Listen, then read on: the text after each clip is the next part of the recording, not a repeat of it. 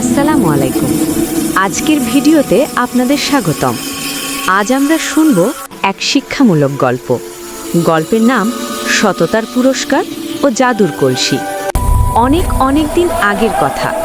রূপপুর নামের এক শান্ত নিবিড় গ্রাম ছিল। সেই গ্রামে বাস করত এক দুঃখী মেয়ে, নাম তার পারুল। কপাল খারাপ ছিল পারুলের। ছোটবেলায় তার নিজের মা মারা যান, এরপর বাবা আবার বিয়ে করেন, কিন্তু কিছুদিন পরেই বাবাও চলে গেলেন না ফেরার দেশে। এখন পারুল তার সৎ মা এবং সৎ বোন চামেলির সাথে থাকত। সৎ মা পারুলকে দু চোখে দেখতে পারতেন না, সারা দিন হাড় ভাঙা খাটুনি খাটাতেন। পারুল ভোরবেলা ঘুম থেকে উঠত, ঘর ঝাড় দিত, উঠোন পরিষ্কার করত, গরু ছাগলকে খাওয়াতো, রান্না করত। এত কাজ করেও তার কপালে জুটত শুধু বকুনি আর পান্তা ভাত। অন্যদিকে চামেলি ছিল অলস আর কুঁড়ে।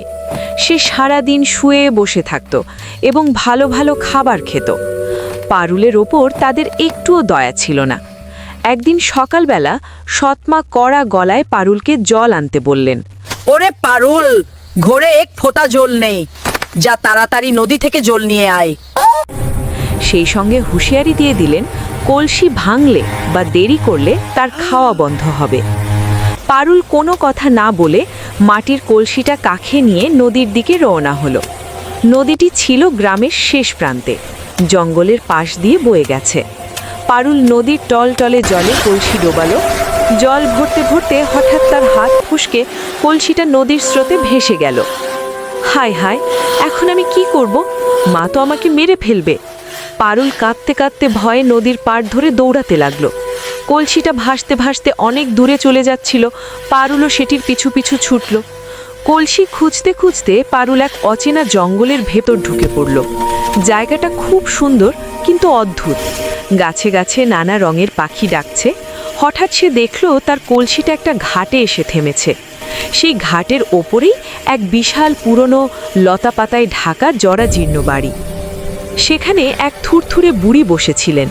বুড়ি পারুলকে দেখে স্নেহের স্বরে জিজ্ঞেস করলেন, কিরে বাচ্চা, তুই এইখানে কি করছিস? এই গহীন জঙ্গলে তো কেউ আসে না। বুড়িমা, আমার কলসিটা ভেসে ভেসে এখানে চলে এসেছে।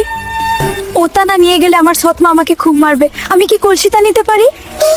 বুড়ি হেসে বললেন, কলসি তো সে পাবে, তবে তার আগে বুড়িকে একটু সাহায্য করতে হবে। বুড়ি নিজের দুর্বলতার কথা জানিয়ে, তুই কি আমার ঘরটা একটু গুছিয়ে দিবি? আর আমার খুব খিদে পেয়েছে, কিছু রান্না করে দিবি। পারুল ছিল খুব লক্ষ্মী মেয়ে। বুড়িমা কষ্ট পাচ্ছেন ভেবে সে সানন্দে রাজি হয়ে গেল এবং বলল যে সে সব করে দেবে। পারুল কাজে লেগে গেল। সে উঠোন ঝকঝকে করে ঝাড়ু দিল, ঘরের আসবাবপত্র মুছে পরিষ্কার করল। তারপর রান্নাঘরে গিয়ে বুড়িমার জন্য সুস্বাদু পায়েস আর খিচুড়ি রান্না করল। পারুলের কাজ দেখে বুড়িমা খুব খুশি হলেন। খাওয়া দাওয়া শেষে বুড়িমা পারুলের হাতের রান্নার প্রশংসা করলেন এবং বললেন, তোর হাতের রান্না খেয়ে আমার প্রাণ জুড়িয়ে গেল। তুই খুব ভালো মেয়ে, আয় তোর কলসি তোকে দিয়ে দেই। বুড়িমা পারুলকে একটা ঘরের ভেতর নিয়ে গেলেন। ঘরটা দেখে পারুলের চোখ কপালে উঠল।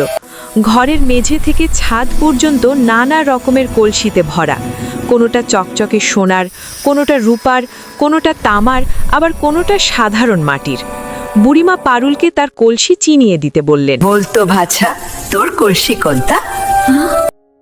পারুল সততার সাথে এক কোণে পড়ে থাকা তার সাধারণ মাটির কলসিটা দেখিয়ে দিল। দিদিমা, ওই যে কোনায় পুরনো মাটির কলসিটা, ওটাই আমার। পারুলের সততায় মুগ্ধ হয়ে বুড়িমা মুচকি হেসে বললেন, তুই সত্যি খুব সৎ, তোর সততাই আমি মুগ্ধ হয়েছি। তুই তোর মাটির কলসিটা তো নিবি, সাথে এই সোনার কলসিটাও নিয়ে যা। আটা তোর সততার পুরস্কার। পারুল বিনয়ের সাথে বলল যে এত দামি জিনিস সে নিতে পারবে না, কিন্তু বুড়িমা জোর করে তার হাতে সোনার কলসিটা ধরিয়ে দিয়ে বললেন, এটা সাধারণ কলসি নয়, বাড়ি গিয়ে এর ঢাকনা খুললে দেখবি তোর সব দুঃখ ঘুচে গেছে। এই কথা বলে তিনি পারুলকে সাবধানে বাড়ি যেতে বললেন।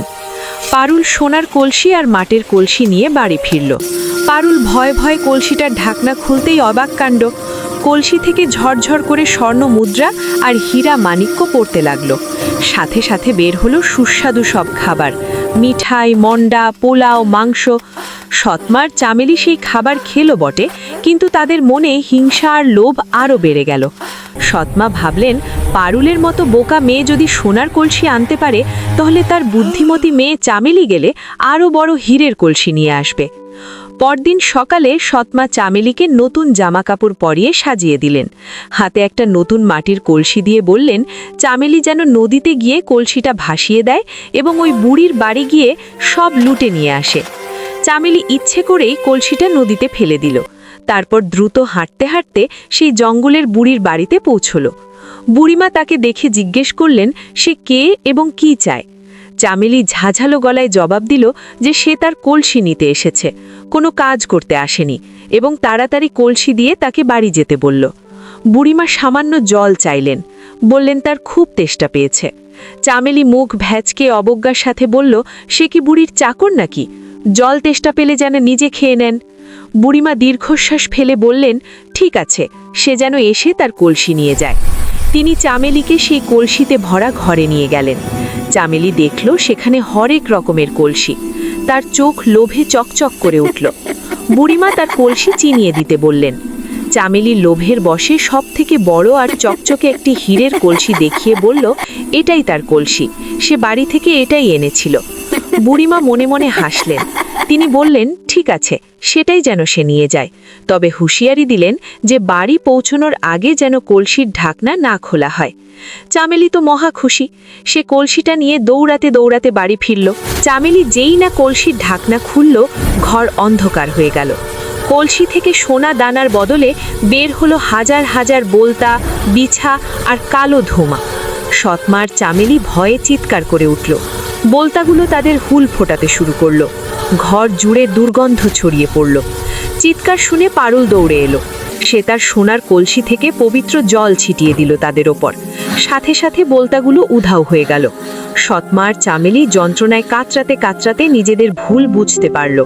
সৎমা পারুলের হাত ধরে কেঁদে ক্ষমা চাইলেন এবং স্বীকার করলেন যে তিনি লোভে অন্ধ হয়ে গিয়েছিলেন।